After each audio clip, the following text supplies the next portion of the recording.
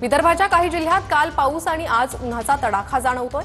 तापमानाचा पारा 40च्या जवळ असल्याने उकाडा वाढलाय। तर नागपुरात आज अवकाळी पावसाची शक्यता वर्तवण्यात आली आहे।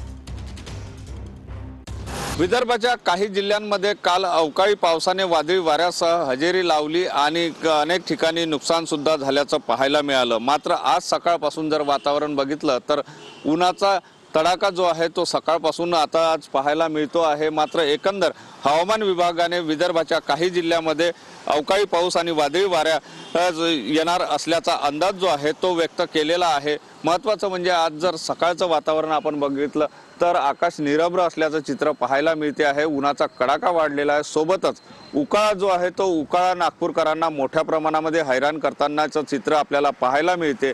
एकंदर म्हणजे उकाळ्याने त्रस्त असलेल्या नागरिकांना काहीसा ढगाळ वातावरणामुळे दिलासा जरी मिळत असला तरी वातावरणामध्ये मात्र मोठ्या प्रमाणात बदल झाल्याचं चित्र पाहायला मिळते। कॅमेरामन साईसह सुनील ढगे, TV9 मराठी, नागपूर।